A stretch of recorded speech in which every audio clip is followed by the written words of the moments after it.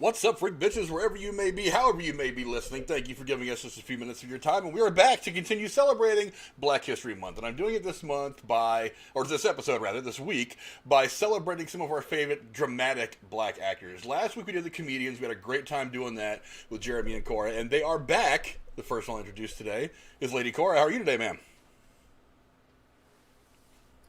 I'm great, thank you.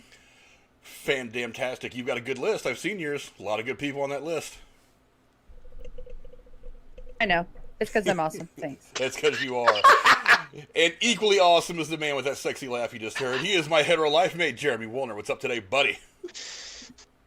Oh, man. See, it's like I never can follow anything any little intro for her. I'm just like, yep, I can't follow that. That's why I laugh like a fucking hyena over there. It's because you're not trying hard enough. Oh, I can try harder. Believe me, it's not. Oh, headphone users beware. You need some ED medication for your intros, man. Maybe. Just get drunk before every show, like I do. I might start doing that. This Pepsi's a little naked without any bourbon in it or something. That's true. But on to what we're talking about today. We're talking about. Look, I've seen all three of the lists today, and they are. I don't think these lists really. We couldn't cover enough people in this list. To be fair, honest. made one of them. Yeah, it's everything from dramatic. A lot of these actors have one thing that every great actor really has is range. They will. That will absolutely set your career completely off. And we're going to start with Lady Cora's first actor or actress that she wants to talk about. Go ahead, Miss Cora. Let me pull up my notes here. First one is Sidney Pointier. Can't go wrong with that. He's still alive. He's 93. He hasn't acted really since 2008. But I remember growing up, because I watch classic movies, him being in the movie Guess Who's Coming to Dinner, which to me was not a big deal. But back in the day, in 1967, when that movie came out, it was a big deal. It was like one of the first times he was with Katharine Hepburn. As Katharine Hepburn and Spencer Tracy were the parents, and their daughter brought her boyfriend home, who happened to be Sidney Pointier, who's and it was one of the first few films to depict interracial marriage, and in a way that wasn't bad, I guess. So, anyways, and at the time, it was still illegal in 17 states for people to get married who were of interracial relationship. So this movie was one, I just love Katharine Hepburn movies, so that's how why I watched it. I was really impressed with his acting. He's won an Academy Award. He's been nominated for everything else if he hasn't won everything else under the sun. He's been a strong advocate for African Americans being treated fairly, considered for roles and etc. in Hollywood for decades. And my favorite of all roles of his was in Sneakers. It's a 1992 movie with Robert Redford. Fantastic movie. I could do a whole hour about that movie. I've seen it 25 times. But anyway, Sidney Pointier is my first person. Fantastic. Yeah, that's not a bad selection at all. Definitely one of the most legendary actors in Hollywood history. What do you think of this pick, Jeremy? Yeah, I mean, I'm still trying to think. This might again be a situation where I don't know him, but I probably do. You know what I mean? Where I'm just like, he's been around for a hot minute. His voice is very. He has a very unique voice. It's very uppity or very classy. Gotcha. But he's a very significantly identifiable voice. But yep, I believe that. Yeah, his career goes all the way back to God. I'm trying to look real quick because I want to make sure I'm getting it right. Let's see. It's all the way back to 1947. That sounds about right. Nice. And another thing is he's one of those people. He started doing television work in the early 60s, but he was doing acting in movie roles as early as 1947. So. Yeah, he's one of those people that's just stupid smart. I mean, he's also recorded an album So he's got that under his belt. From 1995 to 2003, he was also on the board of directors for the Walt Disney Company, and I don't think they give you a spot like that because you're an idiot. Not only that, I never knew that. Yeah, not only that, but he's one of many actors that's actually served as an ambassador. He was the ambassador of the Bahamas to Japan for 5 years, in 2002 to 2007. So not just somebody who's talented at what he does, but I mean he's talented at that too. I mean I'm looking at 1, 2, 3, 4, 5, 10, 15, 17 different awards that he's won. Some of them multiple times, including the Academy Award for Best Actor in a Leading Role in 1964, which I think he was the first black male to win a Best Actor Oscar, I believe. I believe he was too. I don't know. Fantastic actor.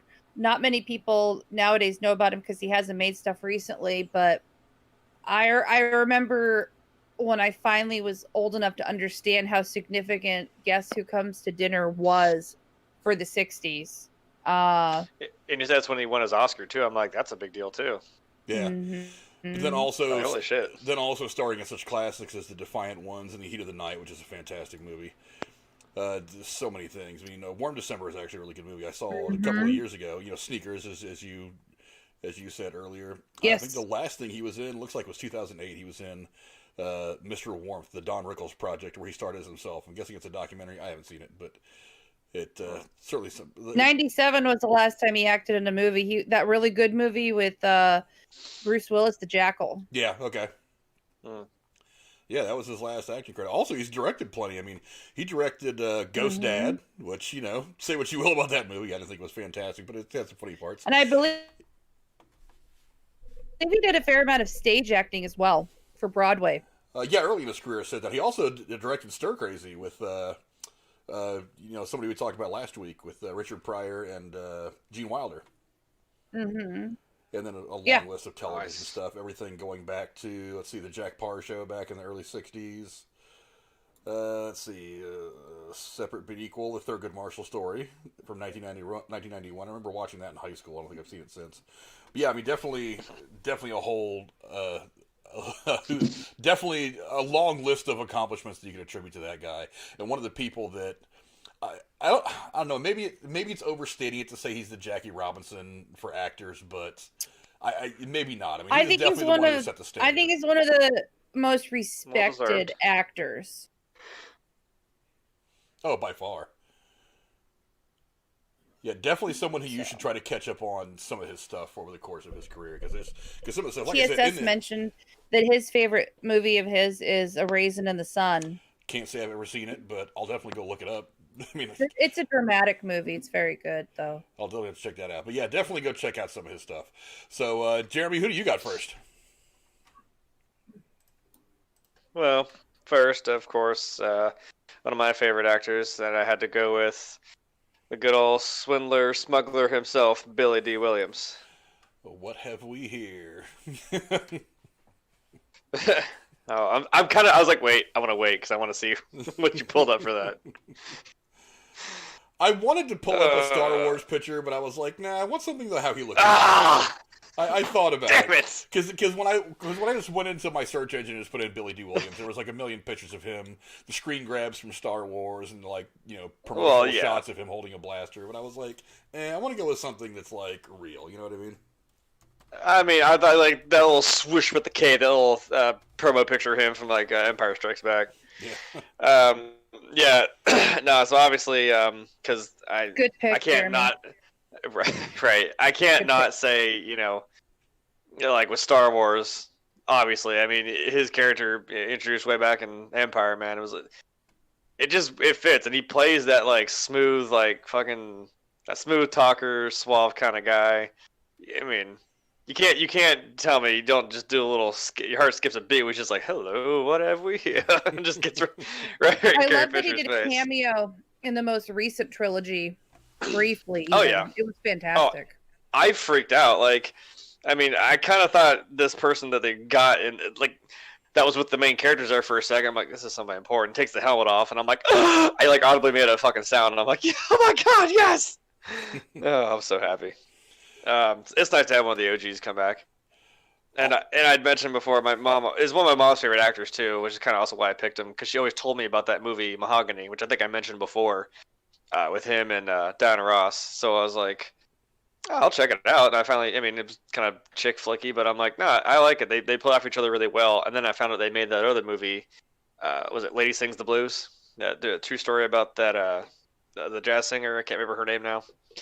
But no, those two together.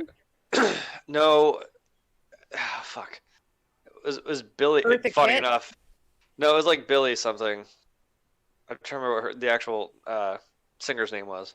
Oh, I know who you're talking about, but I can't remember her last name. Like she got like real badly involved in drugs. It had Richard Pryor in it. That's the one I was talking about. She got involved with drugs real bad and ended up killing her. It's sad, but no, I don't know.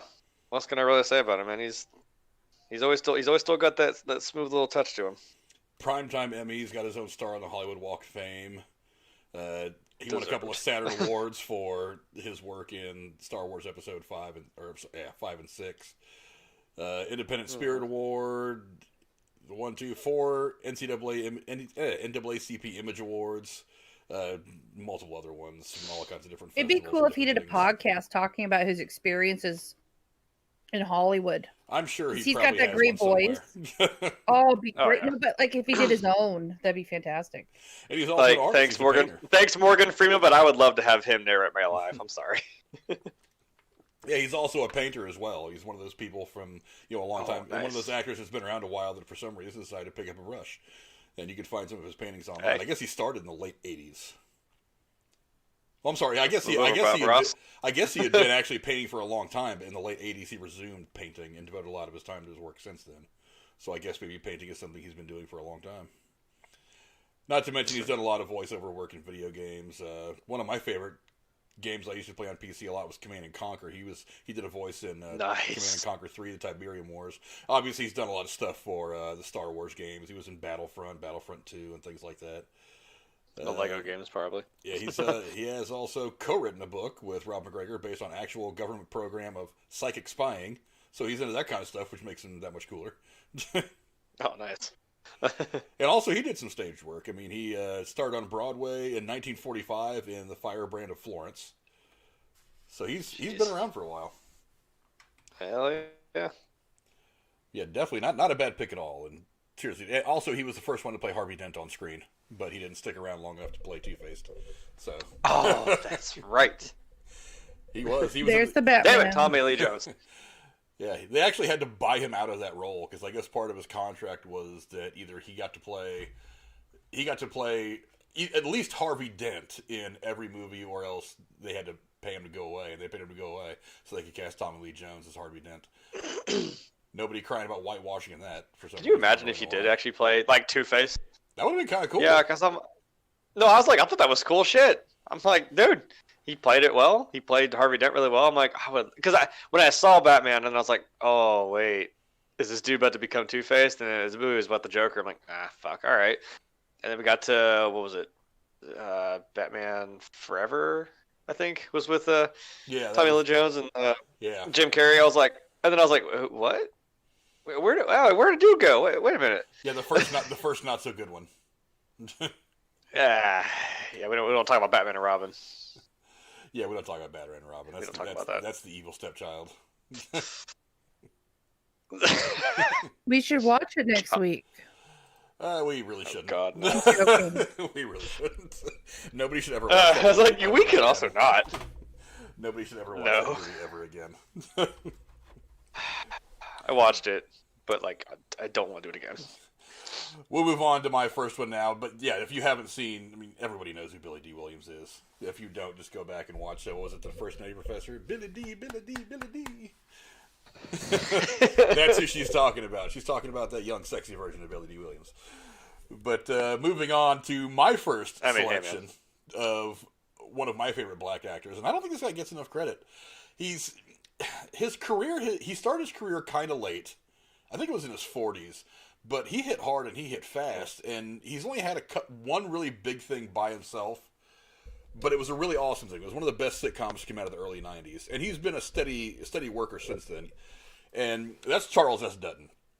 Now, a lot of people kind of sleep on this guy, again, because since he did Rock, which was his show in the early 90s that he had, which was phenomenal, by the way. He ended up doing that, I think the last 3 or 4 seasons, I think it went for 6 seasons. In the last 3 or 4, they shot live. And it's hard to do live TV regularly to make it good. And that guy killed it. But, I mean, he's also been on Oz, which is a tremendously popular show. He was on a short-lived sci-fi show that I really liked called Threshold, which I really wish it would have lasted a little bit longer. It was a bit out there and a bit deep, but he was fantastic in it for having kind of a steady recurring role. You remember him, of course, as that inspirational janitor guy in Rudy. That's, one of the...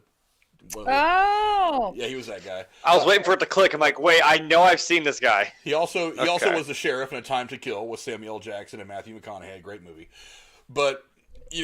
what's most impressive about him, about his life to me, is not the Golden Globe that is won. It's not the 3 Primetime Emmys. It's not the 3 NAACP Image Awards. It's the fact that he went from prison to having no acting experience at all, no writing experience at all, in prison, to grabbing a book by accident when he was put in solitary confinement for 6 days. They allowed him one book to read, so he went to grab a book, grabbed the wrong book, grabbed a book about writing screenplays and stage plays and things like that, and then read this book, and when he got out of solitary confinement was like, I really want to try writing some shit. And that's where his story as an actor and as a writer really begins. So he gets out of prison for killing a man in a fight in which it is said that this man attacked him. I wasn't there, I don't know the story, but bottom line is he ended up doing some time for it. And when he gets out, he ends up getting into acting, writing, doing a lot of really cool shit, and he's been in everything from, he's been in, I don't know, Night Watch was just talking about it a couple days ago, Alien 3 I think he was in. He was one of the prisoners that was on that space penal colony, to doing a lot of writing and a lot of great work in all kinds of different shows. Just, I really love stories where people kind of bring themselves out from shitty areas to make something of themselves. Samuel L. Jackson is one of those stories. I mean, I know he had, drug addictions and stuff before he kind of got his Tim Allen used to be a drug dealer when he went to prison. Exactly, things like that, So whenever you pick yourself Santa up... Claus is like the first movie. Yeah, and whenever you pick yourself up and make not just a career, but a really great career out of everything, from all that mess, I think that's really something that needs to be applauded. So that's my guy, as Charles has done. What do you guys think? I haven't seen much of his, I'll be honest. If he's done a lot of writing stuff,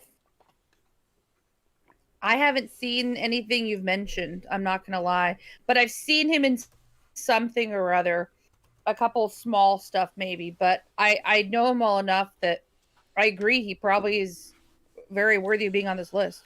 He was in Cookie's Fortune in 1999, Gothica in 2003. Mm-hmm. Let me find something more of his stuff.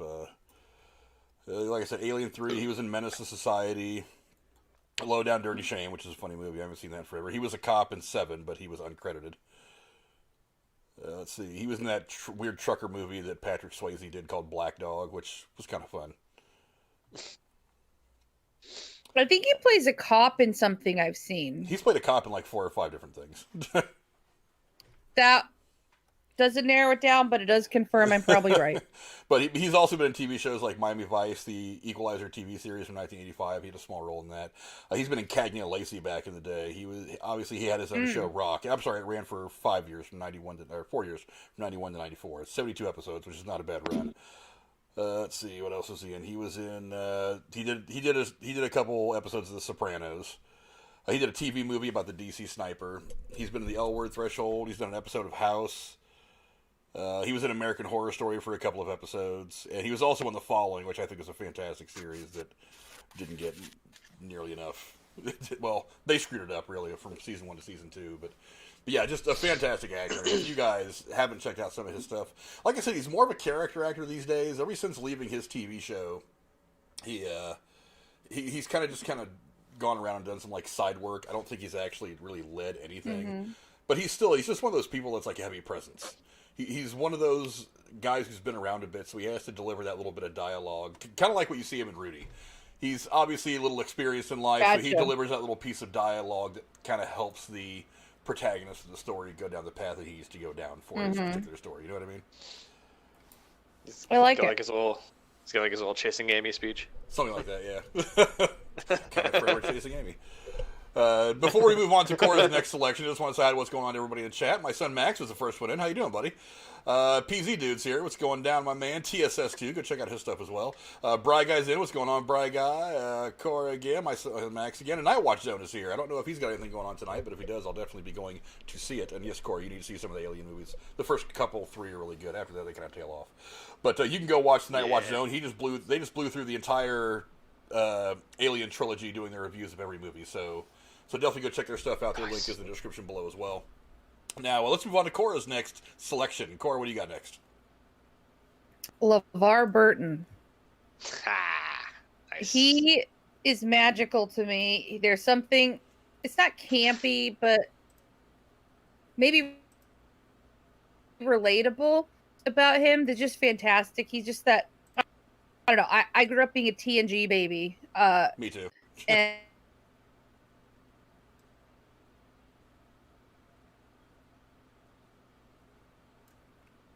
of Reading Rainbow, but mostly in recent years, I fell in love with his podcast he started called Levar Burton Reads. He handpicks short stories and he reads them, and that's it. But the catch is he just has this amazing skill at narrating to make you feel like you're in the story. It's just the tone of voice and the way he described. I don't know. He's just fantastic. Loved him in TNG. As a kid, loved him in Reading Rainbow, and his new podcast that he's been doing for a few years now is just phenomenal. So his career has evolved. So he's doing voice acting, I guess, in a way, just doing the narrating of the stories, but just phenomenal actor. Don't really know, honestly, much what else he did, but love him as an actor, and yeah. So you really have not seen the original miniseries Roots? Oh, I've seen like, Roots. Yeah, I have. Yeah. There's I'm just Roots, saying, like, there's a lot of Star Trek. I'm saying, like, after Star Trek, I haven't really seen anything that he's done per se, but the podcast is fantastic. Jeremy, you know a lot So, about yeah, Levar that's what Burton. I know you do. What do you got? What do you think? Yeah. He's definitely I mean, I almost started singing there for a second, you know. Take a look, it's in a book. I can't help it. I mean, how do you not? Right? I don't know. Yeah, I'm looking through too, like, other than like Star Trek, I'm like, I'm not really sure what else I've really seen. Oh, Gargoyles, holy shit. That takes it back.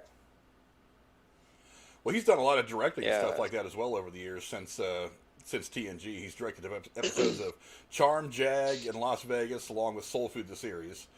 Oh, wow. He's done some Disney Channel stuff, like the movie Smart House, starring Katie Sagal and Kevin Kilner.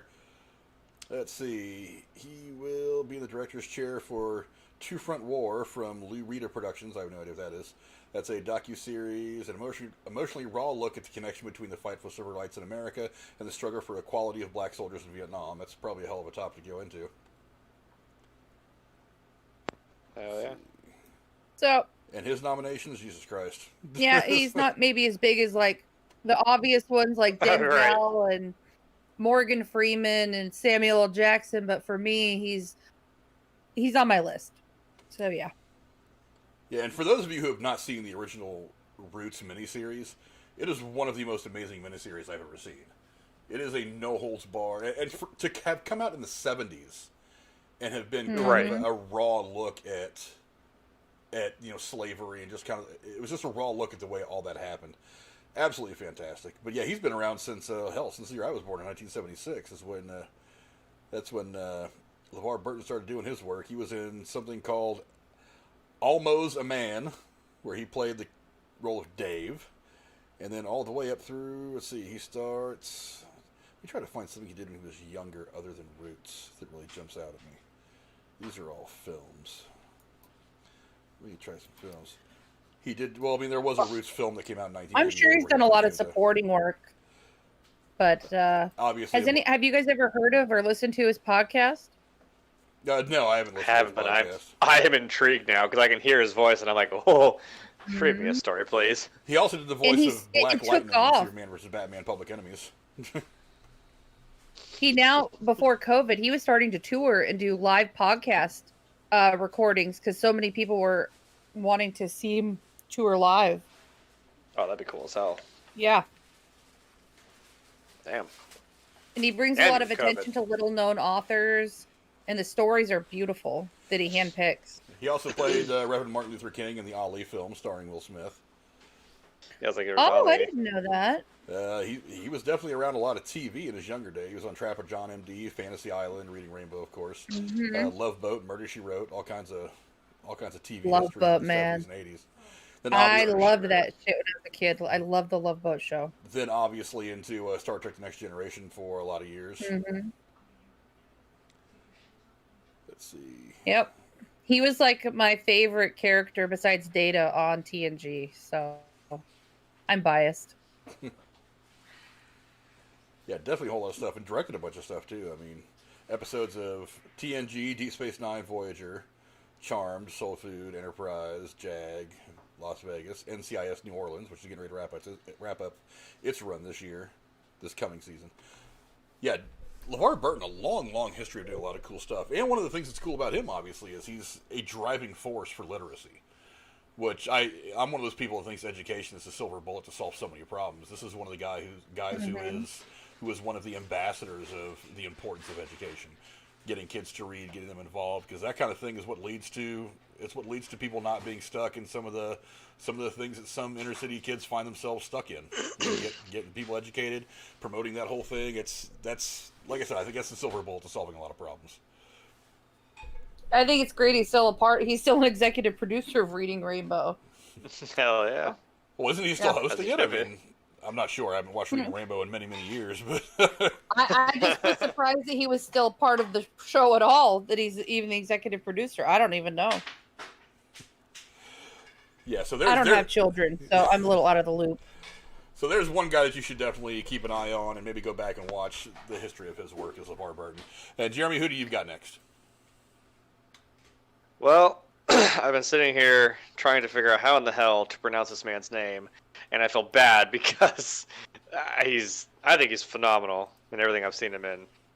And I may have cheated and looked it up on Google, but this would be Jimin Hansu. I hope I said that right. If he's watching, don't kick my ass, please. I'm blanking on who that is.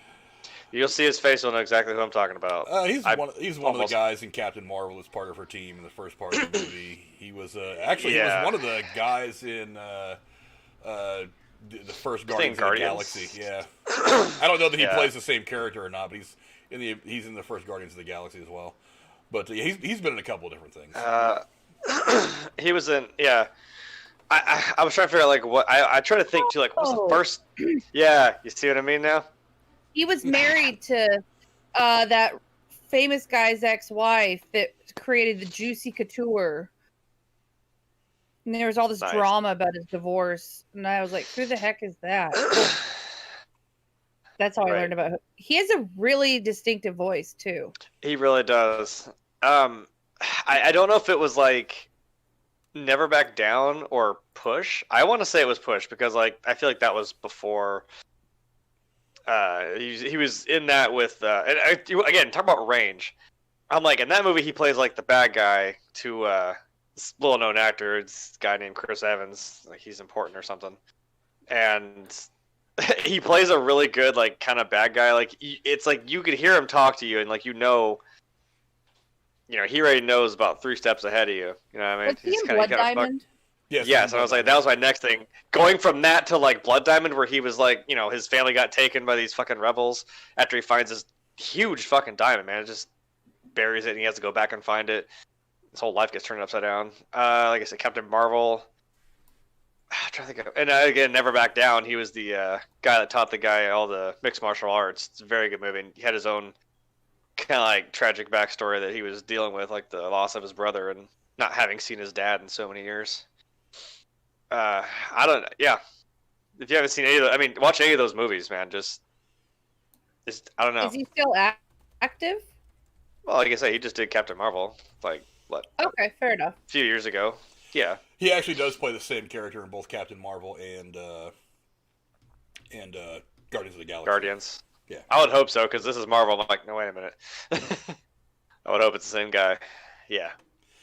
Nah, he really gets it.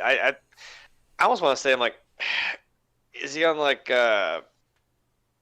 what's that? Like a method actor? Because I mean, like, I don't know, he gets into his fucking roles. That's what I noticed. I'm like, he just, like, especially Blood Diamond, which I've really been wanting to watch recently. I don't know why. It's a damn good movie. Him and Leo together is really cool to watch. He always took me as one of those people. It's like stupid intelligent. Like, he'll just read about somebody and kind of put together this whole psychological profile, and just really like build a great character. But I mean, he goes back. He got his start actually in a Steven Spielberg movie called Amistad, which is a very good movie from 1997. He went on to play in Russell Crowe's Gladiator in 2000. He was in Blood Diamond in 2006. He was one of the antagonists in the Fast and the Furious 7. Let's see. He's won Screen Actors Guild Award. Yes, he's in Guardian of the Galaxy and Captain Marvel. He also played the role of the Fisherman King in Aquaman. So he's one of the few people that's been in both DC and Marvel properties, as well as the Wizard Shazam and Shazam. That's right. That's right. I forgot. Yeah. I'm like, I know something I'm forgetting because I was just like, oh my god, there he is. I was freaking out. It's the big beard throws me off. Yeah. But he's been in stuff like... Because, I mean, he's so serious about it. He's like, he said, like, touch the thing, say my name, and the kid's like, he's like, say it! I'm like, oh, fuck. he's not fucking around. Yeah, he was in the movie Stargate in 1994 also, probably in a smaller role. That's where he is. I loved There you go. There it is. I saw the movie like 10 times. He was also in Constantine. He was in The Island, which I think is that movie with that weird movie that Michael Bay made. He had his character in Constantine, now that you bring it up. By the way, this is in my top 25 all-time favorite movies. He plays like the slickest bad guy you want to hate, but you love because he's not quite bad enough. Fucking fantastic. One of the best characters ever in a movie. He was also in that really weird Charlie's Angels movie that came out last year, I think. He was one of the Bosleys. Oh, yeah, God. did anybody see that? I actually saw it. I'm not going to lie to you. I didn't hate it. It wasn't great. I don't even think it was as good as the other movies that came out with the other three girls several years ago. I don't even think it was as good as those. It was all right. He's also going to be in the Kingsman, which is coming up, which is kind of the prequel to the Kingsman. That's kind of interesting. Nice. As far as television, believe it or not, he was in Beverly Hills 90210 all the way back in 1990. He's done ER, Soul Food. 2010, he did the voice of Black Panther, actually, in the Black Panther cartoons. And he is also going to be playing Korath the Pursuer in the Marvel's What If series that's coming up later this year. So he'll be doing the voice for that. That's going to be an animated thing. So, Jeremy, before we move on, I want you to say his name one more time. What? Before we move on, I want you to try to pronounce his name one more time. You cut out. I'm sorry, what? Exactly. Cut out for me, too, and I don't hear it. Yeah, like, wait. I'm waiting for the punchline. No, I said I want you to say his name one more time before we move on. Oh. without looking this time, I was almost close. I think it's Jimin Hansu. I just think the D is silent now that you say it like that. I think I've heard other people pronounce it. Yeah, I thought it was... Yeah, I wasn't quite... Yeah. I'm just gonna go with that. But I'll hope he doesn't watch our show. Yeah, I'll save you any further embarrassment and move on to the next one. Thank you. Like, I love you, man. I do. I promise. Thank you for picking it. It's a good one, Jeremy. That is a really good one. And he's got a great career ahead of him, too, which is really cool. I think he was actually one of the people, he may have even been one of the people that's been mentioned as taking over as as 007 in a James Bond movie in the future, but I don't know that he was necessarily very good at doing it. Oh. I know that people threw around a lot of names, and a lot of people, obviously the social justice warriors, are like, we need to have a black Bond, and they were just throwing a lot of names of black actors out there, but he was one of the ones that they threw out there. People were like, hey, that's not bad. I could do that. I could see that, though. Yeah. I think they'd pick a woman before they pick a black guy. I don't know. I'd be cool with the woman Bond, too. I'd be fucking okay with that. Idris Elba is one of the names that's on everybody's tongue for taking over Bond. And I'm down I almost put him on my list, and I thought, nah, that's too easy. I know. Sorry. I left some of the easy ones off my list, too. But one of the ones that to me, it's a clear choice. If you're as old as me anyway, and you've watched TV back in the early '80s and some of the stuff in syndication, you'd have to think of a guy like John Amos. Look, this guy, for one, he also was in the original Roots miniseries. He played the older version of Kunta Kinte towards the end of the series. He was in, I think, the second half of the miniseries. But he also played this tough ass colonel in Die Hard 2. He did play Mr. McDowell in Coming to America and will be reprising his role in the sequel, which makes me very, very happy. But for those of you of a certain age, you're going to remember him as the dad on Good Times. That is one of the best TV shows I've ever seen.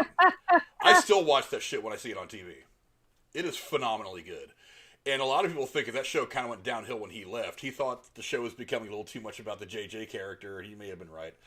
So he wanted to do some different things with the show. They told him to go piss off. He left, and I think the show was not the same without him. But he is one of those guys that just absolutely, he takes over the screen when he's there. I love The West Wing. The West Wing is probably my favorite show ever. One of my two favorite shows ever that I will sit and watch all the way through from start to finish whenever I get a chance. He plays Admiral Fitzwallace, the chairman of the Joint Chiefs and the chief of the Navy.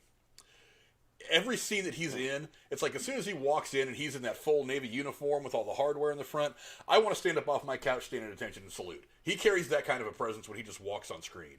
There is something bold and not brash, but dignified and stern about him that I've always loved.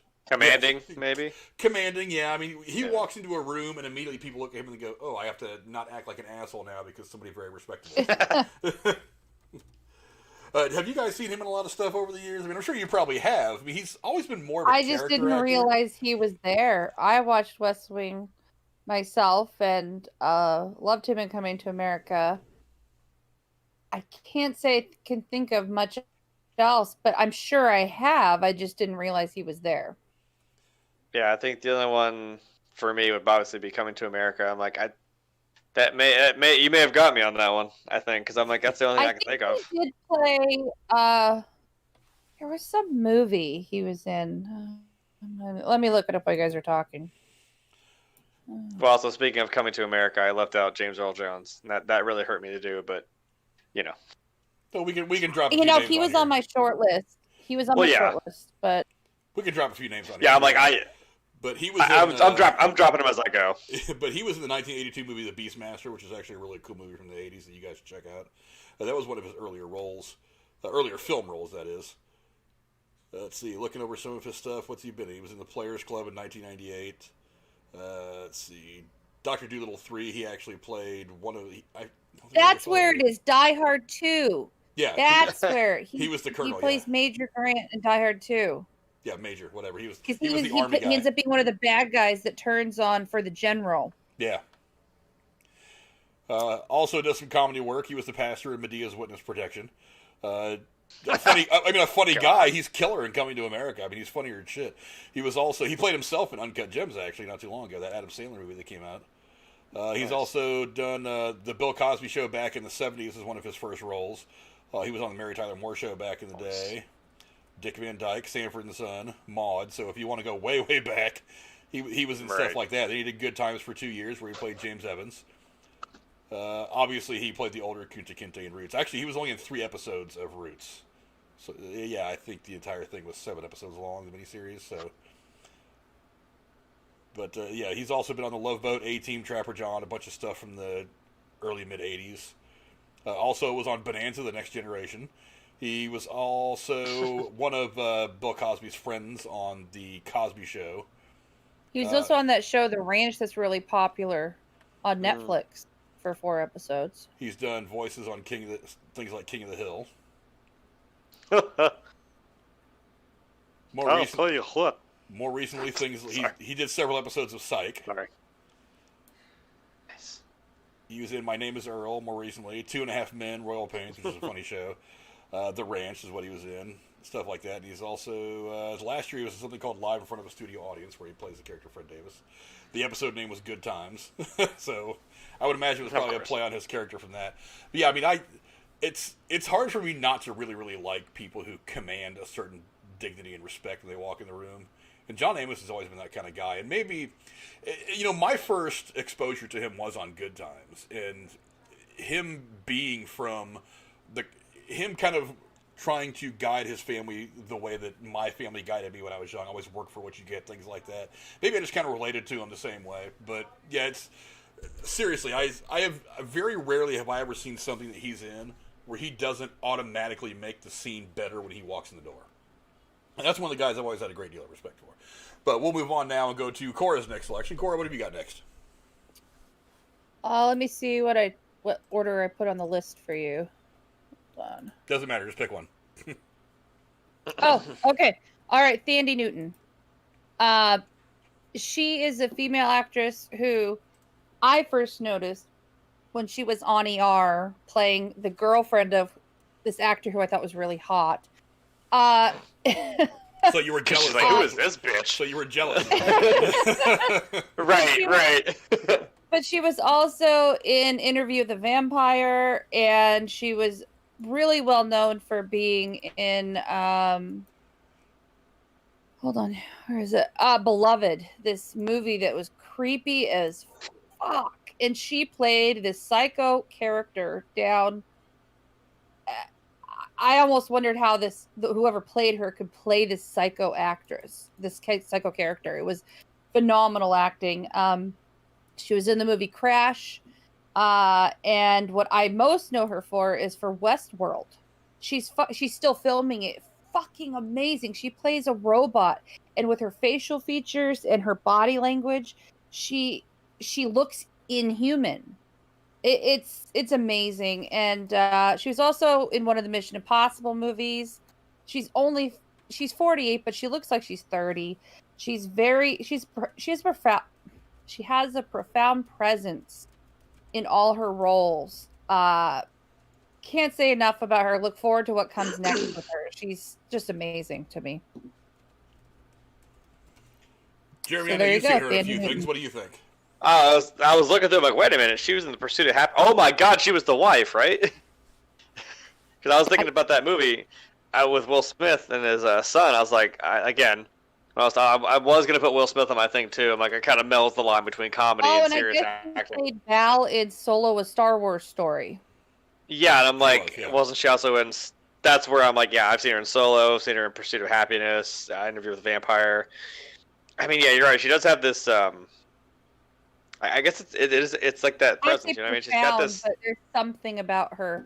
She just and she passes off as American very well. She loses her British accent whenever she needs to, like it's nothing. Right. Well, she was in, I think it was the second Mission Impossible movie back in 2000. Mm-hmm. That's what I'm saying, yeah. If you haven't watched Westworld, I would highly recommend it. She's fucking amazing in it. Yeah, she did start out an Interview with Looking a forward to Vampire. seeing her career grow. Yeah, she did start out an Interview with a Vampire in 1994. She's done things like, Gridlocked, Beloved, she was in. Mission Impossible 2, Truth About Charlie, which I thought was kind of an interesting, weird spy movie. She was in The Chronicles of Riddick as well. She was in Crash. Oh, that's right. That's right. I forgot. What else was she in? She was in Star Wars Story. Some television work she's done, like I said, ER. She's done voices on American Dad. Let's see. You know, we just lost Cicely Tyson. I think Thandie Newton could be one of those actresses that has a career that spans her whole lifetime, kind of like Cicely Tyson, and going into her very late years in life still acting. She's really good. Yeah, she's one of those people. I mean, I can kind of compare her a little bit to one of the actresses that I'm going to talk about here in a minute. And just that there's a certain screen presence, there's a toughness, a certain respect that she commands. She has kind of like that look about her. So it's not just that she's kind of, she's obviously attractive, but it's not just that. It's like she can walk in the room and at the drop of a dime, she can kind of take control of things. I like people like that. Yeah. Jeremy, what's your next one? Well, I guess it's good that we went that route, because actually mine was also another actress, a female, by the name of Carrie Washington. Ah! That's the one! Ah! That's what I thought! Damn it! I guess that was the one! For context, Frank was being a bastard and not telling us which one of the actors or actresses we had that crossed over our list. To be fair, we purposely enjoy seeing if we have crossover, waiting until we're recording to find out. And Frank goes, "This is stupid. Fine." Yes, it's fun. Childish, but Jeremy and I tried to see if we could not have someone on the same list as each other. But I wondered why I brought up the conversation of we need to probably talk about this, and he doesn't say a word. I'm like, this little fucker here, he knows. Yep, we'll see you Thursday. Okay, Carrie Washington, man. And if it's okay, Frank, I'll talk about her during the same time after he's done doing his. Cool. But yes, that's fine. I'm sorry. Look. All right. Yeah. Shit. This is one of those where I didn't realize until later that was her in the movie. I think the first time I saw her was in Mr. and Mrs. Smith. She was like her friend in the spy agency or some shit that was like helping her out. I was like, what? That was her? Holy shit. Because I mean, I think the next thing that I can off the top of my head that I can remember was Django. She played Jamie Foxx's wife. Yeah. So that's a wild movie. I love Tarantino movies. I'm sorry. So that's just me too. That's a wild ass movie. Last King of Scotland. What else? Oh, speaking of Ray, yeah, Fantastic Four. I think that's all I think I remember her in. Yeah. I think you're forgetting her biggest role. Well, why don't you tell me since she was on your list too? Scandal. The main actor, the leading character in the TV series on ABC Scandal about Washington politics. She was the mistress of the president when he was running. And then he becomes president, and she's a fixer, like a PR person. And she's damage fucking control. amazing. It had like 6 or 8 seasons. I don't remember how many, but she's the lead character, the lead actor. And how many TV series have a lead African-American woman as the main character and the leading actor? I mean, it's just fucking amazing. And part of it is I admire her wardrobe in the series because she's always looking impeccable. But she's just fucking fantastic in the series. And I don't think the show would be what it is without her.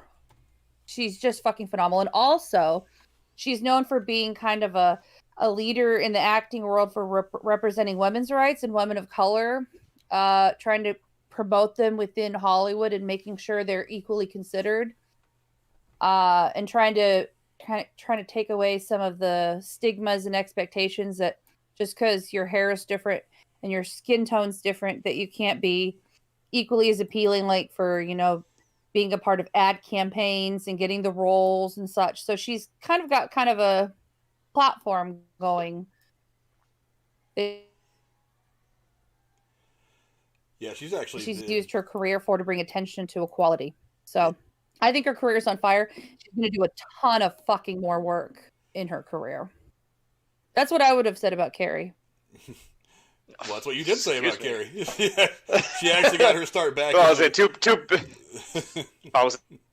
be fair, I don't really watch TV as much as I do movies. Well, so therefore, I would at least watch the first season. Fucking badass woman in that show. I don't doubt it. Getting her start. Jabroni in Greece because she was an absolute boss in Scandal. Yep. Olivia Pope. Getting her start sometime around the mid-90s, 1994, in ABC after-school specials. She got started in some bigger shows, NYPD Blue, Law & Order, The Guardian, Boston Legal, and Psych, and then eventually her career really takes off in the early 2000s. She started Scandal back in 2012. She actually voiced Princess Shuri in the Black Panther cartoon in 2010. Let's see. She actually did her role of Olivia Pope again in How to Get Away with Murder. Let's see, and some of the movies she's been in, a long list of movies you're gonna know. I mean, she was what's her name's friend in Save the Last Dance. She was in Bad Company. I think that was the movie with Chris Rock and Anthony Hopkins. The Human Stain. That sounds like a horrible movie. I'm thinking I've seen it before. I'm not 100% sure. She was in Mr. and Mrs. Smith. She had that smaller role as one of her little hoodlums. Last King of Scotland again. Right. Let's see. Lake View Terrace. She actually played the wife in Lake View Terrace. That was an interesting movie for those of you who haven't seen it. That was the one where Samuel L. Jackson is the LAPD officer who gets bent because a mixed-race couple moves into his neighborhood and he starts a bunch of shit. She was in the movie for Colored Girls, Django Unchained, it was pointed out. She had the voice of one of the Cars in Cars 3. So yeah, she's definitely had her name on a whole lot of things, and there's a reason for that. She's tremendously talented. Again, she is one of those people that she kind of commands the screen a little bit. It seems to be one of the running themes amongst the women that we're choosing tonight, that there is a certain kind of attention that they expect to get when they walk into the room. And those actresses, I mean, they get the right roles, and they're stars. They're stars really, really quickly. But yeah, I like Carrie Washington. I want to see her do more film than TV. I mean, she's been successful in TV, don't get me wrong, but I'd like to see her in more films than television. But I'm not going to tell somebody when they shouldn't work. When you're an actor, you're lucky just to have a job, especially the last couple of years. I think I'm back. Discord hates me. Yeah, Discord's a piece of shit. But yeah, so that's Carrie Washington, someone you guys should all definitely watch. And we'll move on to one of my next ones right now. And you guys might laugh at me a little bit. This one seems a little too easy, but I want you to hear me out on this one. Where did it go? There it is. I want you guys to hear me. We'll listen before we crucify you. It seems like I'm just throwing a popular name out there, but hear me out for a second when I talk about Will Smith. I really thought that Will Smith his whole career was going to be kind of one note. That his whole career was like after Fresh Prince came out, and he does some stuff like Bad Boys and Independence Day. I really thought that's kind of everything his career was going to be.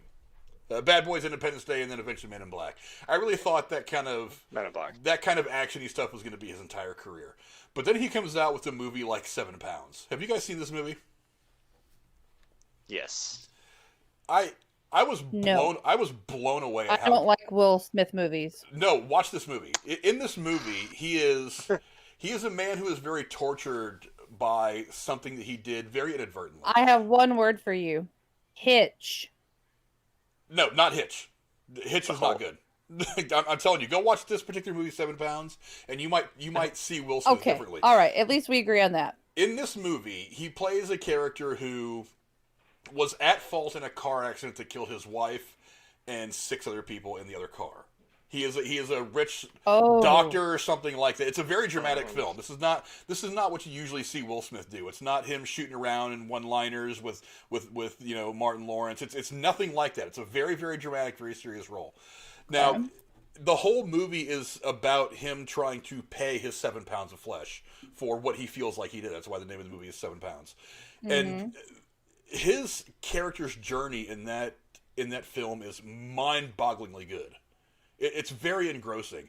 And you could have very easily gone wrong by casting somebody who couldn't act but was just stupid famous. Like I kind of thought they did when they cast Will Smith in it. But when I actually sat down and watched the movie, I was like, holy shit, this guy can legitimately act. What was the movie he was in where the world was empty and he was like golfing off of an aircraft carrier in New York? I Am Legend. I Am Legend, yeah.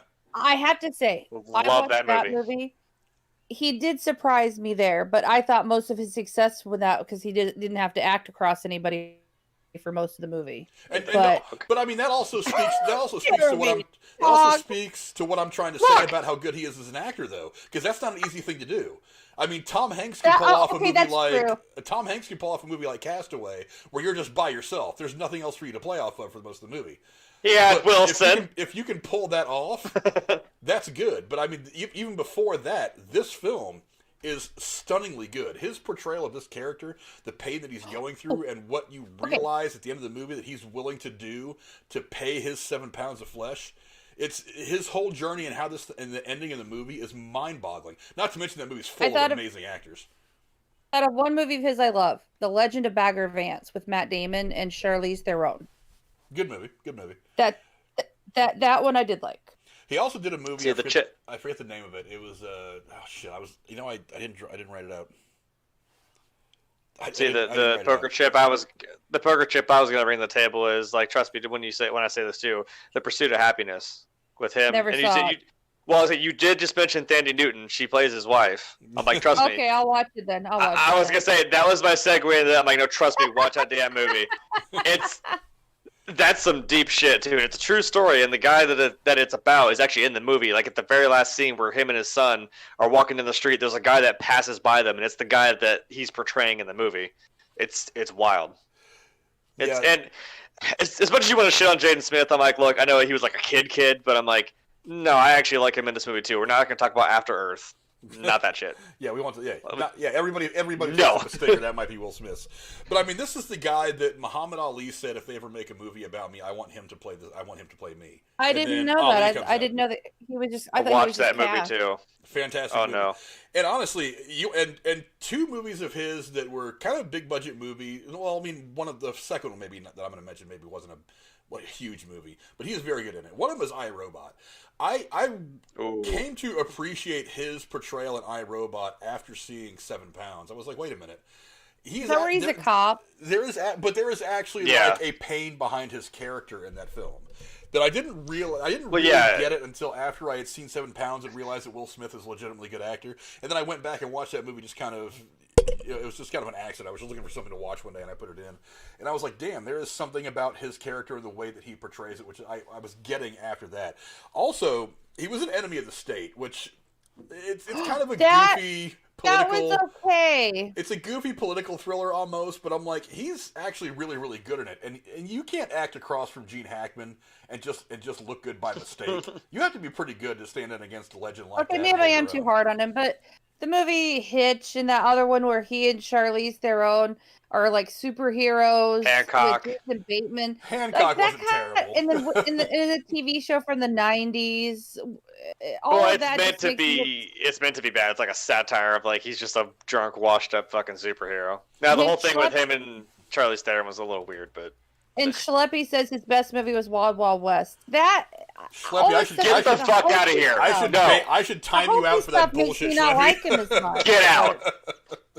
I should time you out for that bullshit. Get out. We love Schleppy. Yeah. No, I'm like, I know someone's gonna fucking say it. And look, I know he did that instead of The Matrix. Yeah. But I'm like, in all fairness, that same year he did also do Men in Black. So you win some, you lose some. Yeah, I guess. So.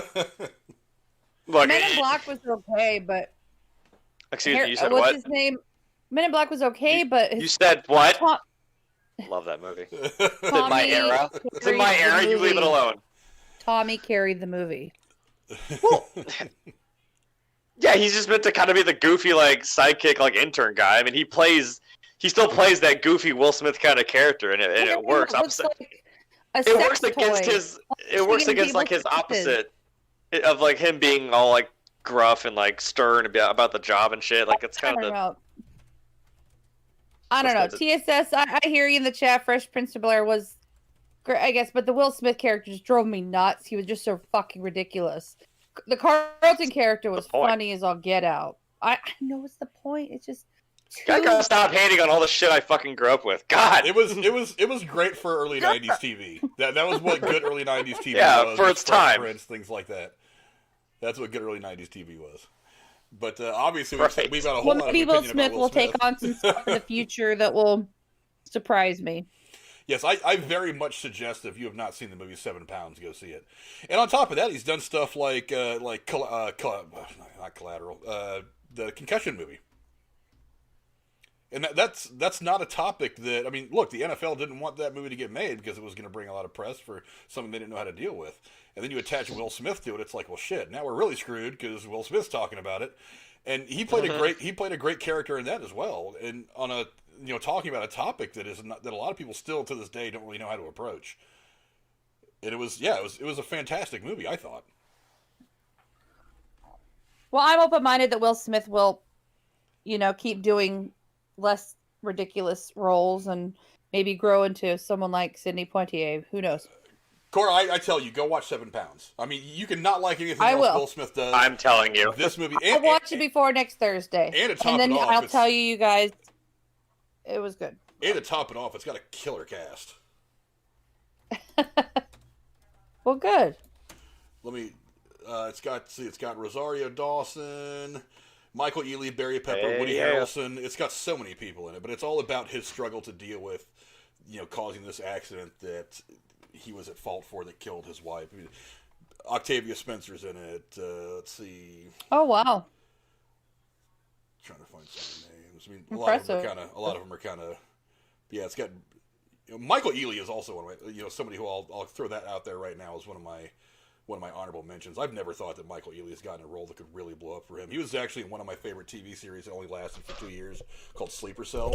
It was kind of like 24. Mm-hmm. He plays a FBI agent who's also a Muslim, and they send him to infiltrate this terrorist cell that's planning some kind of a terrorist event here in the United States. Fantastic TV series. You can find it on, I don't know, one of the streaming services. I forget which one. I used to have it on DVD forever ago. But yeah, just a fantastic actor, Will Smith. And like I said, if you have not seen 7 Pounds, everybody out there in the chat or that's watching it back on replay, go see it. It's a fantastic movie that I think you guys will very much enjoy. So, Cora, what's your next selection? Which is my last, because Jeremy and I shared one. That would be Jamie Foxx. I was going to open with loved him into Django Unchained with Carrie Washington. This guy snuck up on me. He was on In Living Color, and he's to me, he started out goofy like Will Smith, but he kind of like grew into this amazing actor. Loved him in Miami Vice. His Ray Charles portrayal. Collateral was fucking amazing. He's even done some music. He's just like a great entertainer overall. And I forget some of the stuff he's been in. Dreamgirls, the movie Jarhead. Spider-Man. I wouldn't know that, but I believe you. I mean, White House Down, he played the fucking president, for fuck's sake. I mean, he was, so it's just A Million Ways to Die in the West. He did a little cameo there. Horrible Bosses movies. Baby Driver. I mean, he just does a lot of really good shit that I think he's underappreciated because he's seen as more of a comedian and, musician type. But fuck, he really moved me when he was in Miami Vice and everything else in between. So my pick is, my last pick would be Jamie Foxx. Jeremy, what have you got on Jamie Foxx? Well, I guess since I'll pick up those pieces, yeah, he was in Amazing Spider-Man 2. Yeah, he played Electro, which was a little weird because Is that a bad guy or a good guy? It's a bad guy. It's it's like social outcast, like awkward guy. All of a sudden gets powers, and he has this like vengeful thing against fucking Spider-Man because he fucking just kind of because he kind of just blew him off one time. I don't know. It was his birthday, and he got shocked into this fucking thing, and he got all these electric powers. Kind of had a bad day, so I understand.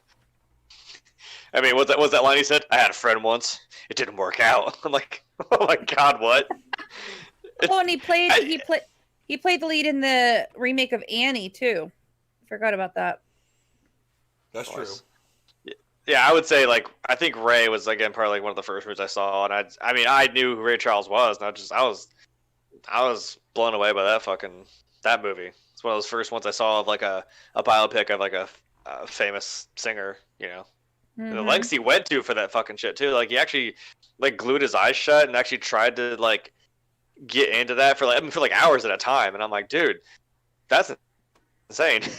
I mean, I applaud you for your craft, sir, but holy crap. Well, he started out his career in his movie career anyway in the early '90s with such award-winning fare as The Great White Hype and Booty Call.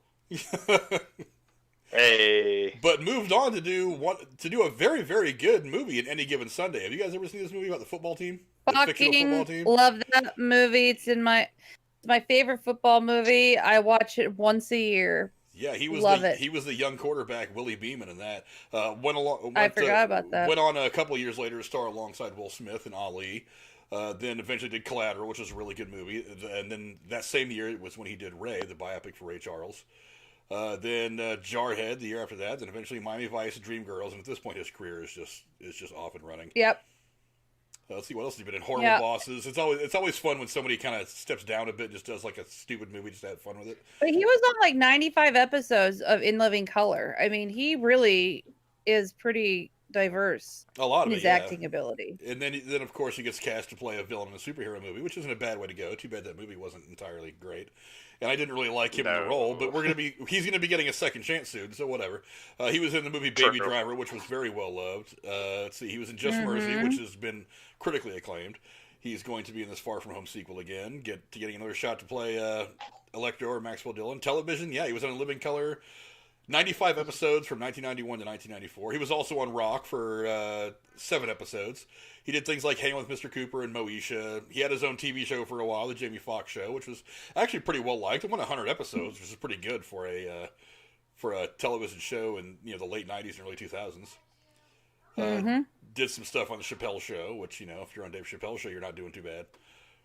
Yeah, definitely a really, really funny comedian. He was definitely part of the Mad TV, or I'm sorry, In Living Color. Definitely one of the best sketch comedy shows since the advent of Saturday Night Live. Because, like I said, I think Saturday Night Live died around 1990. So for him to join that show around then and to make that show so big, that's no small feat. He was a big part of why that show became popular. Yeah, I think he's gonna do great things. I would be surprised if he gets into producing and writing and behind the scenes stuff and directing maybe, but he's really great. Well, and again, very talented. He's also done a lot of the music stuff, and his music's not bad. No, he did a song with Justin Timberlake that most people don't know, and it's on my workout playlist, and I fucking love it. So. Yeah, Any Given Sunday is a great movie. If you guys haven't seen that, I know it's it's getting on the older side. I mean, it's been a while since that movie came out, so maybe people haven't seen it so recently. But if you haven't seen it, graduated high school. Yeah, definitely go check it out. There's some good stuff, and go check out his other great movie, Booty Call. Yeah, you can't miss that one.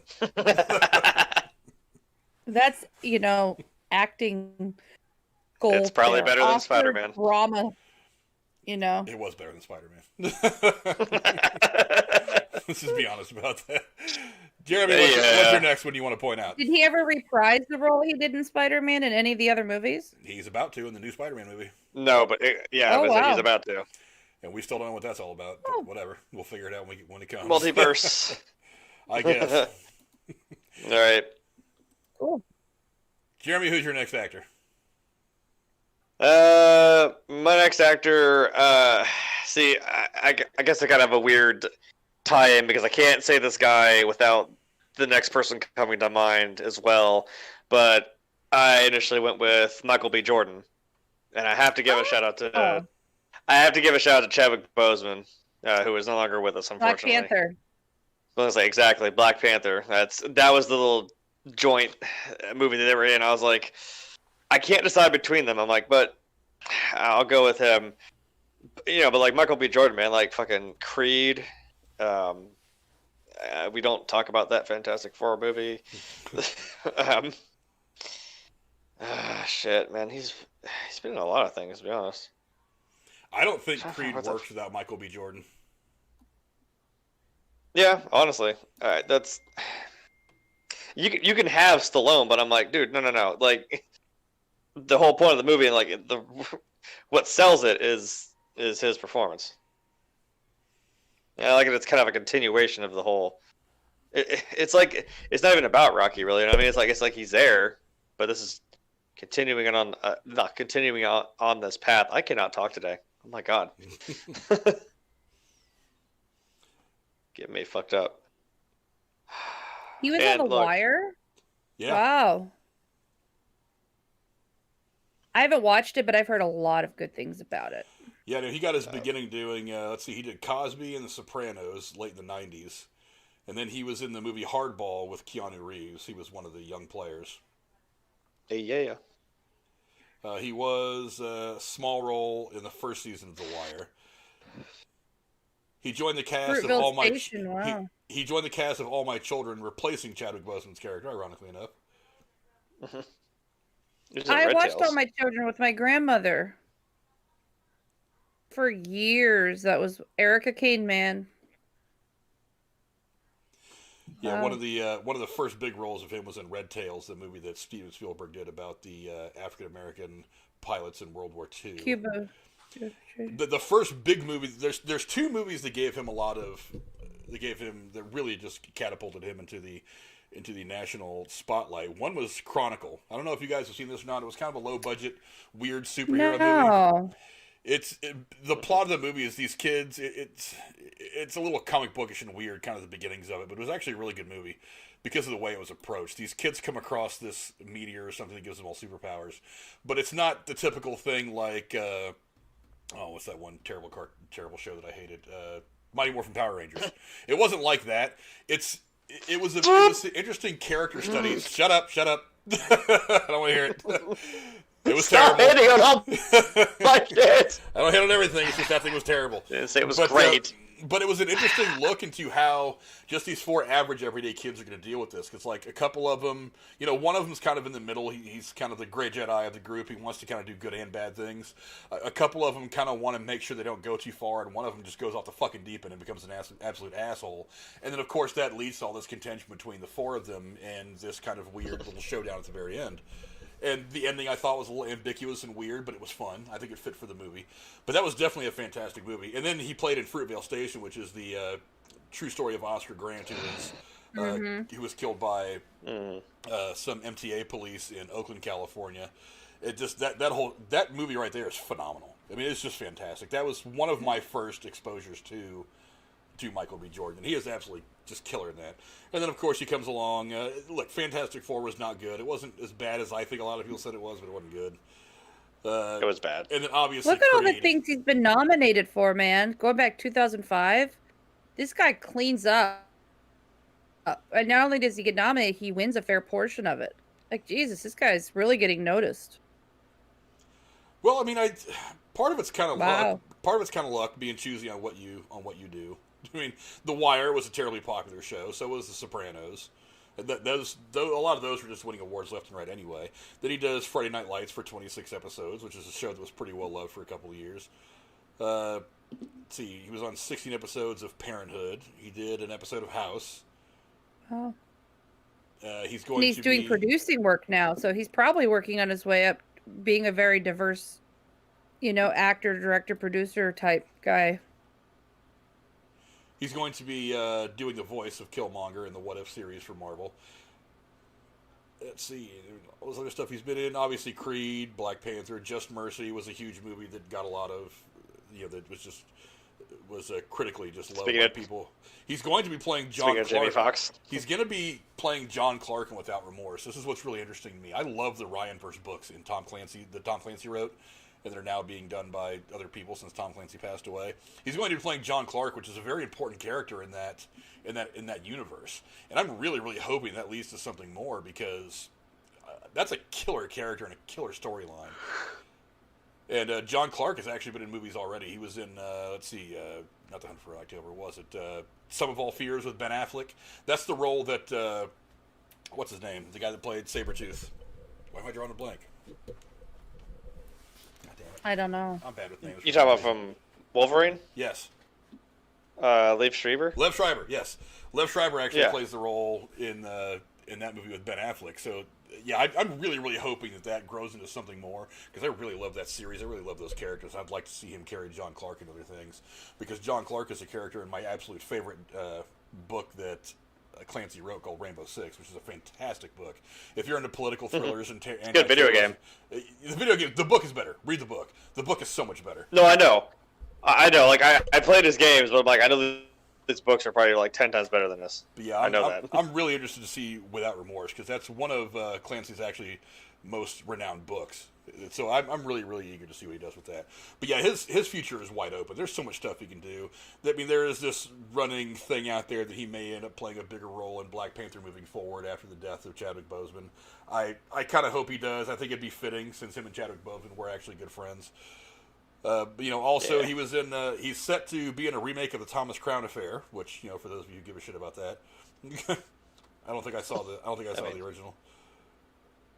But yeah, I mean, he's seriously. To be fair, there's 2 originals. Is there 2 originals? Okay, well. Yes.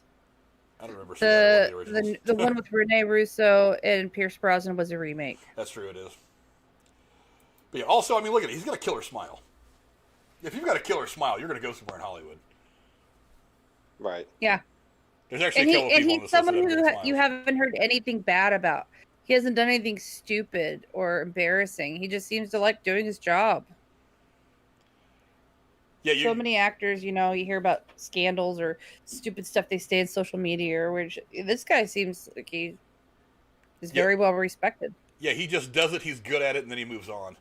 And I think that's one of the reasons why some people try to shit on him a little bit, because he doesn't get himself in these problems. You're not going to find him at some bathhouse or at some X-rated movie theater doing horrible things himself. I think that bothers people. Let's see. Is it my turn next? It is my turn next, isn't it? It is. I'm going to give you my first female. Now, after I take this picture down, because I'm not producing very well today, I always say that dialogue. There's two things about dialogue. One is the writing. The writing, it has to be written well. Number two is the delivery. And I'll point to the scene that I think Jeremy and I have talked about it before. That in the film Heat, there's this scene in the diner between Pacino and De Niro. Now that dialogue, the dialogue is good. The delivery is what makes it great. If you would have put Sylvester Stallone and Arnold Schwarzenegger in that scene, that scene would have flopped very badly. That would not have worked at all. But there's something about the weight that you put behind the dialogue when you deliver it. I really, really like Alfre Woodard. Yeah, she is absolutely one of my favorite actresses out there. Some people in the Marvel universe were kind of shitting on casting her in Luke Cage because she was in that one scene at the elevator with Tony Stark in Civil War. I'm going to tell you guys right now, that is one of the most important scenes in Marvel. That is what sets the stage for everything that came in the universe after that. That's why Tony decides to go and build, or to sign the Sokovian Accords. That's one of the things that really drives his character to do the things that he does and play his part in Civil War. That scene with him at the elevator is terribly significant. You could have hired any actress to go in there and just say those lines and to cry a little bit on cue, but she delivers dialogue with a certain weight. When she says words, there is something in her inflection that gives the dialogue much, much more dimension. Not only that, but she's been in a ton of movies that are just phenomenal. She was in 12 Years a Slave. Great movie. She was in a Civil War. She is going to be again in Marvel. She's doing a different role. She's going to be in Moon Girl and Devil Dinosaur, which I have no idea what that's all about, but whatever. She was also in a movie that we talked about, one of my favorite Christmas movies, in Scrooged. She was what's his name? Bill Murray. She was Bill Murray's assistant person. I compare that character to Pepper Potts, because if Bill Murray doesn't have this girl around, Bill Murray's character, his life falls apart. She runs his life. She was in a Star Trek movie as well. She was in a Star Trek movie as well. She was also one of my favorite Tyler Perry movies in The Family That Prays, where she is friends with the main character played by Kathy Bates, who is she's in the early stages of like dementia or Alzheimer's. And this whole movie is about her relationship with Kathy Bates' character and going on into what is eventually going to kill her. But just their journey together as friends going into this thing, which is a fantastic movie. Dude, there is just something about her presence on camera that blows me away.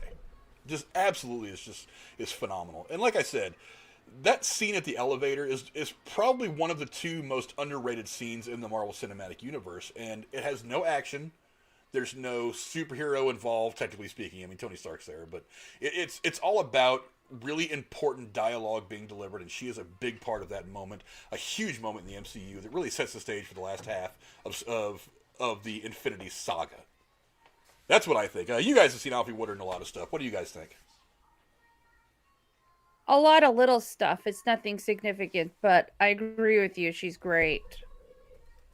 Two movies that I've seen that probably no one saw more than once that I know I've seen. The Core and K-Pax. She was in True Blood too. I remember that. I just saw.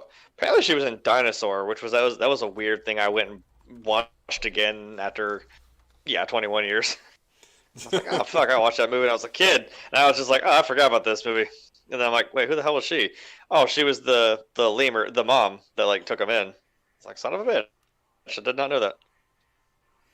Trying to pull up her filmography. I mean, she goes all the way back to like the 1970s. Getting the shit that I watched. Yeah, she goes all the way back to the 1970s. Yeah, I'm like, she's definitely well respected, and I think she mostly does supporting roles.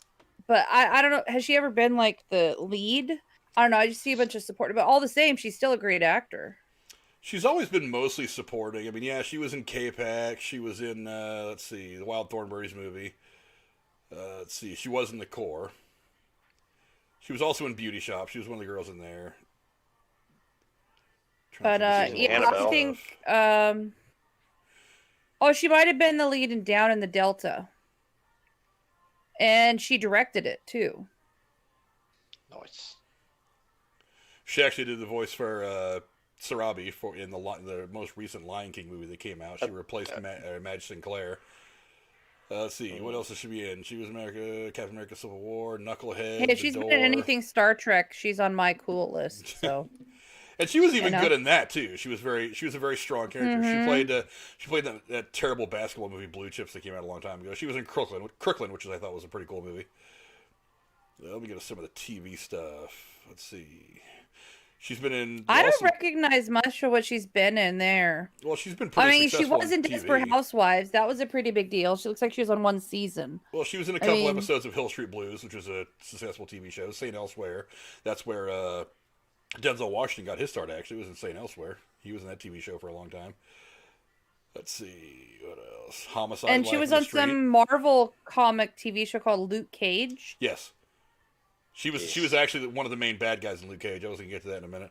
But she was also in, like I said, Desperate Housewives. She's been in True Bloods. Mm-hmm. Let's see, Grey's Anatomy, Private Practice. She was in the television film that was done of Steel Magnolias. Empire, which was a tremendously successful show.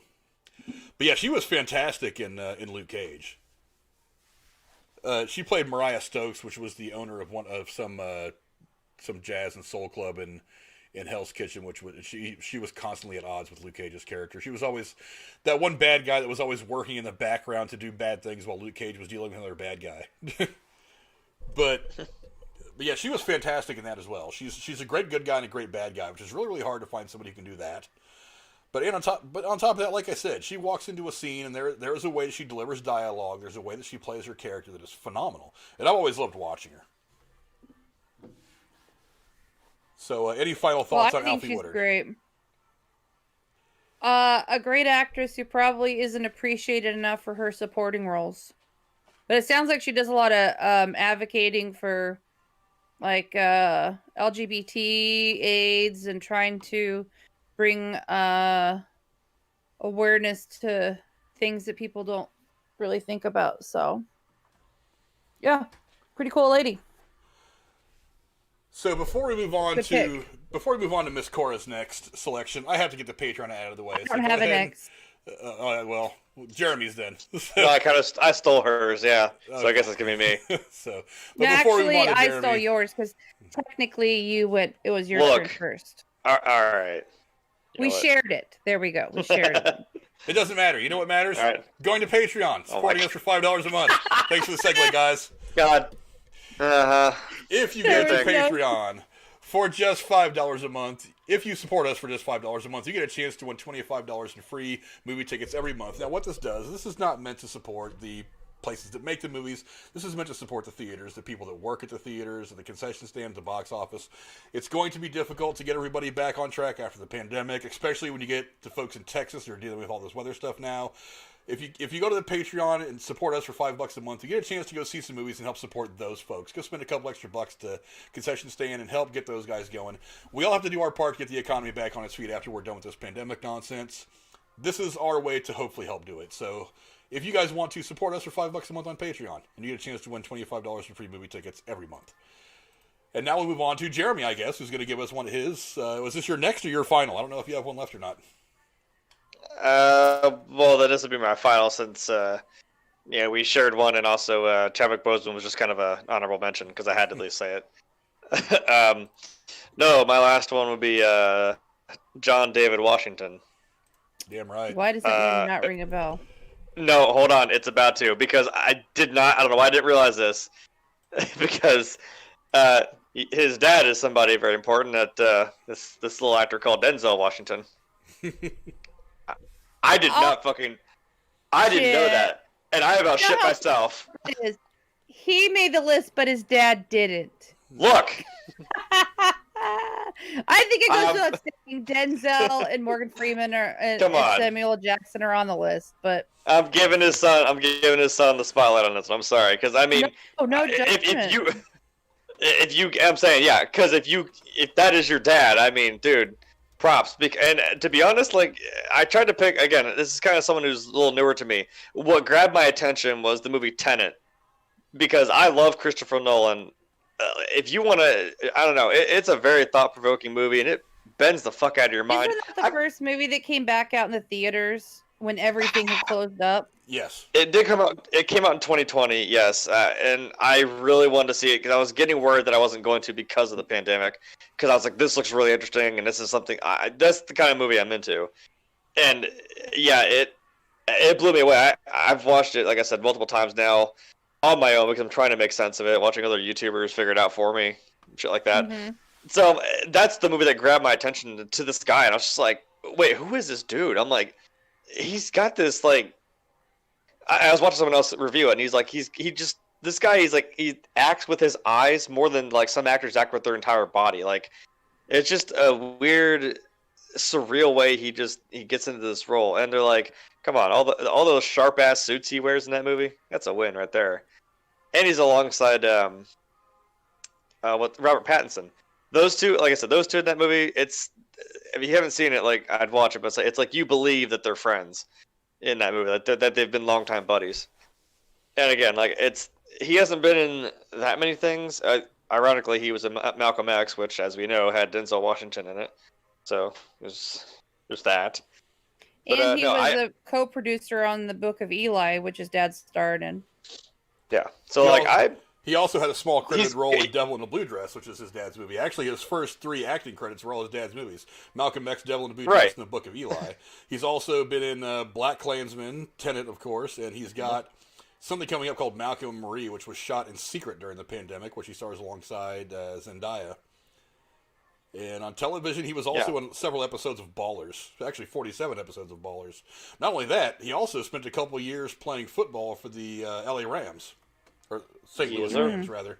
Not to mention the Ryan Fire in the NFL Europe and for the whatever the hell league. This was in the Sacramento Mountain Lions. So he actually did play professional football for a while as well. I actually watched a couple of his games on TV, believe it or not. Yeah, but he's got my attention. I think he's phenomenal. I don't know, just not only I said like the movie Tenet drew me in, but this dude and the performance he gave. I mean, just holy shit.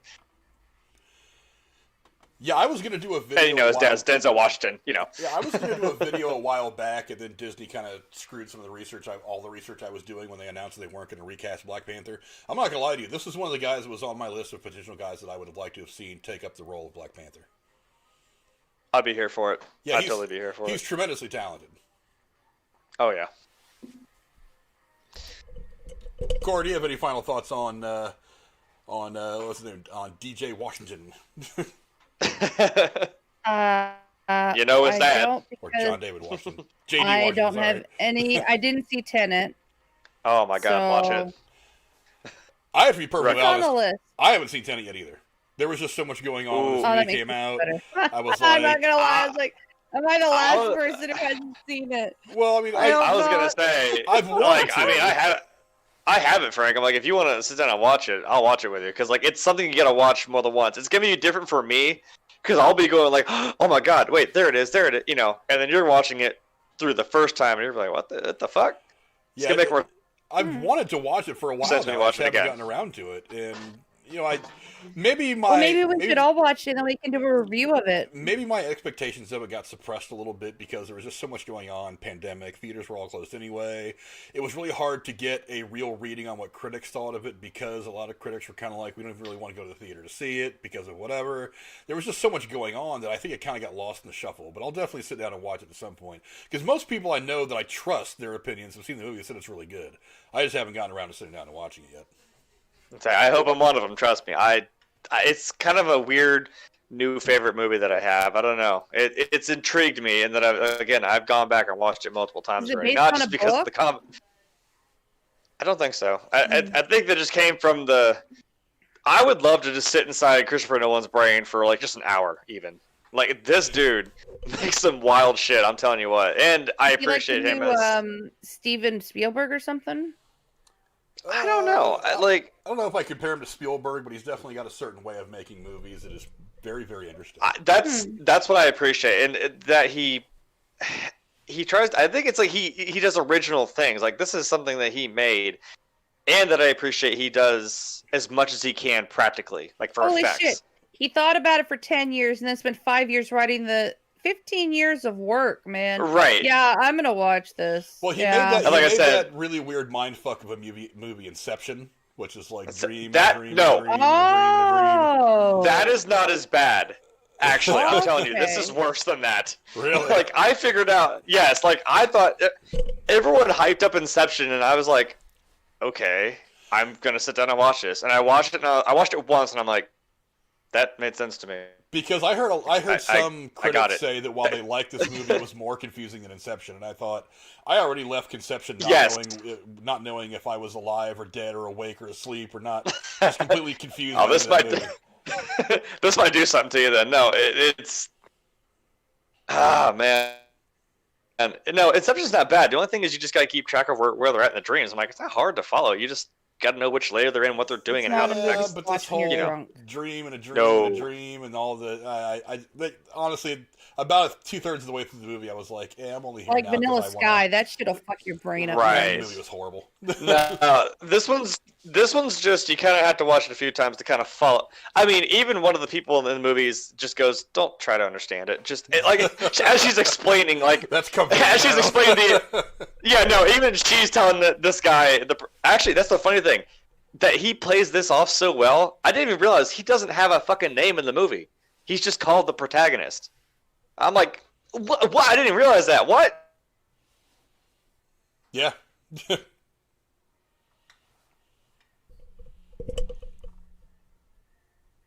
But yeah, I really like John. Yeah, that was good. Yeah, no, this one you got to kind of keep track of the time inversion, going backwards. Holy fuck! The Prestige is a good movie. Oh, I'm gonna I gotta watch that one this week now. Now that we're talking about this shit, I'll watch Tenet and then I'll watch Prestige this week. That's my homework. Then you're going to watch Tenet again. Trust me. We'll watch it once. We'll see. Well, no, trust me.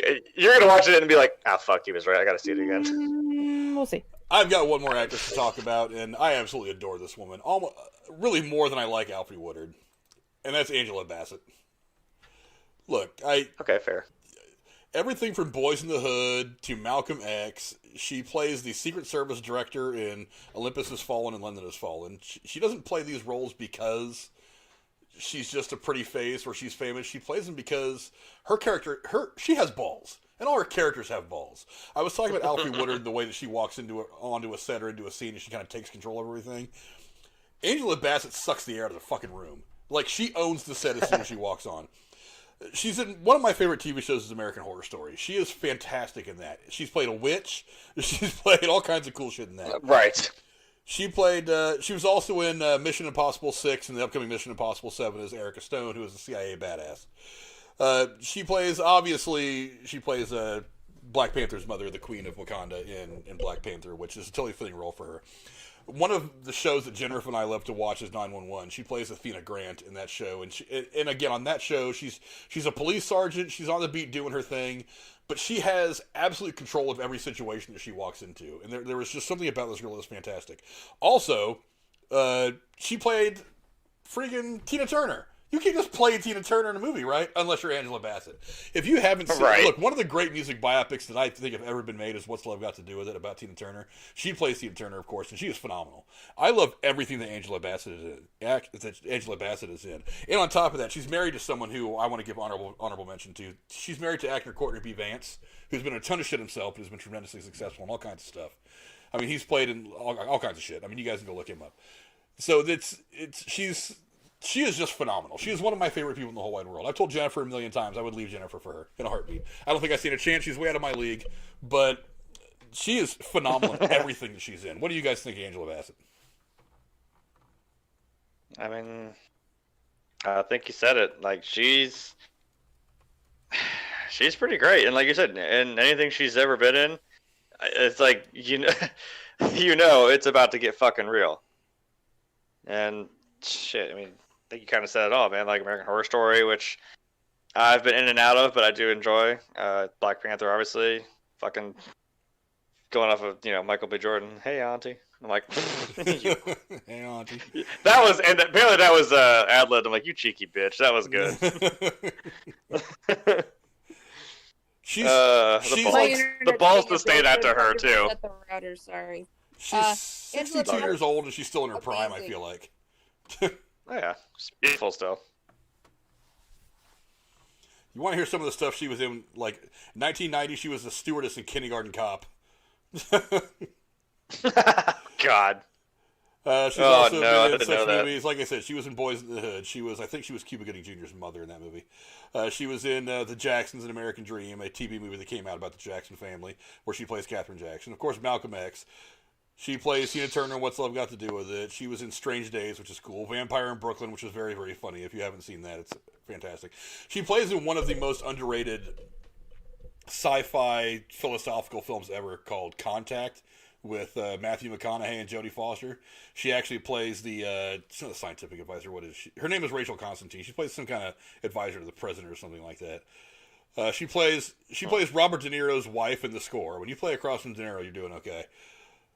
She was Mrs. Smith's boss in Mr. and Mrs. Smith. She actually that was actually a voice role. She was uncredited. Let's see, what all has she been in? Meet the Browns. She does comedy as well. She was in Notorious, which is a really good movie. Again, Olympus Has Fallen. Let's see, London Has Fallen. Black Panther. Oh, she had a voice role in Bumblebee as one of the Transformers, I believe. She was in Green Lantern? The fuck?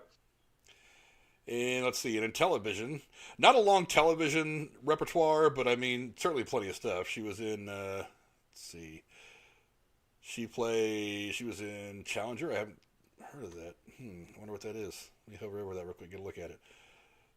That is actually in my watch list on Prime, and I haven't watched it yet. It's about the Challenger disaster in 1986. That came out in 1990. Nice. Let's see, The Heroes of Desert Storm, The Rosa Parks Story, Time Bomb. That was, I'm sorry, these were TV films, I'm sorry. And then you get her television role. She was all the way back to the 80s. She was in shows like Spencer for Hire, which is a show from a long, long time ago. She had a small role in The Cosby Show, Ryan's Hope. Let's see, 227, which is a very funny TV show from the late 80s. Let's see, she was in Bernie Mac show for a while, Alias, ER. She's had voiceovers in The Simpsons. Again, American Horror Story, BoJack Horseman, tremendously popular. Like I said, right now you can see her in 911, which is a phenomenal TV show. She's even done some theater too, including let's see, Macbeth. So that's not a bad way to go, doing some Shakespeare. Yeah. Sorry, you are tremendously talented to have a resume like hers. And like I said, she's, what did I say, she was 63? Did you mention her role in How Stella Got Her Groove Back? Yeah, that as well. She does play the title character in that. Did I overlook that? Yeah, she did really well. She did. She played Stella Payne, and that was in 1998. That's a good movie.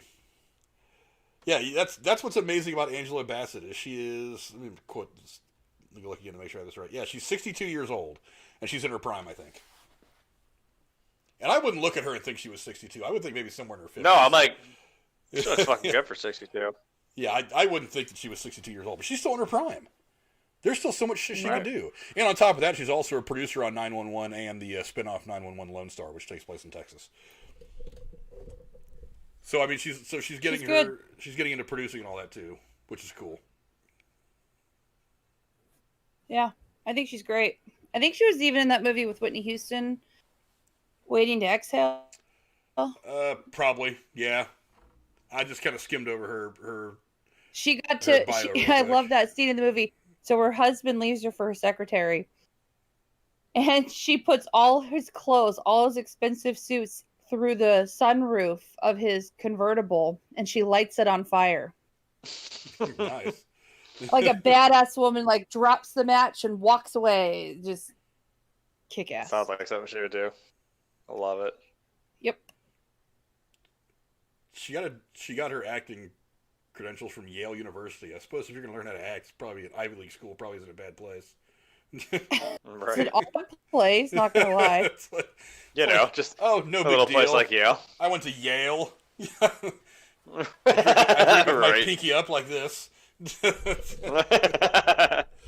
Well, listen, now's Right. honorable mention time, and I have to say, it's not that I think that we picked around these people because they were just too easy. But I mean, yeah, there's no, oh, I clicked the wrong one. Yeah.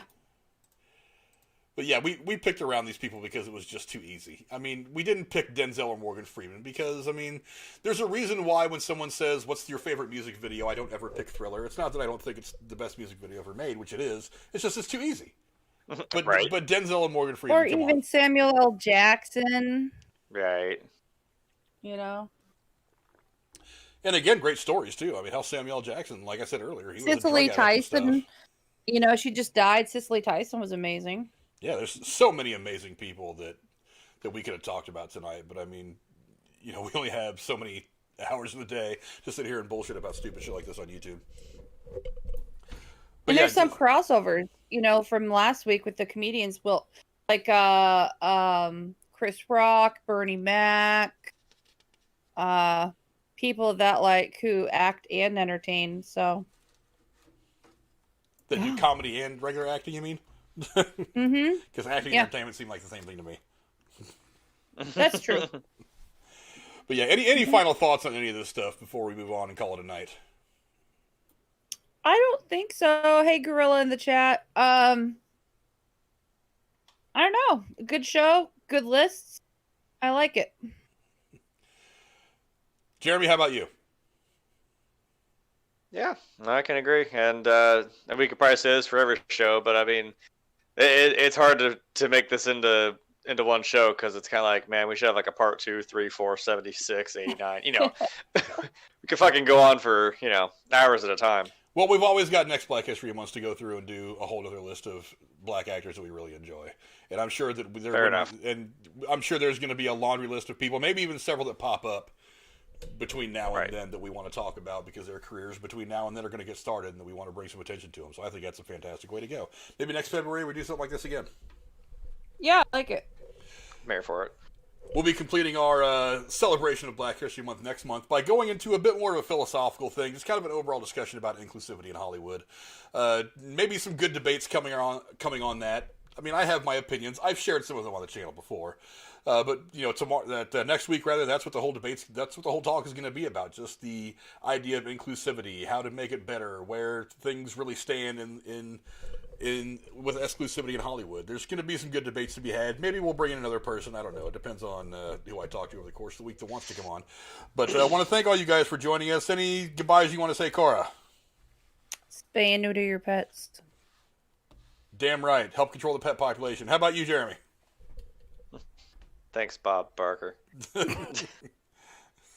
I mean, I could have just said the price is wrong, bitch. I don't know. Price is wrong, bitch.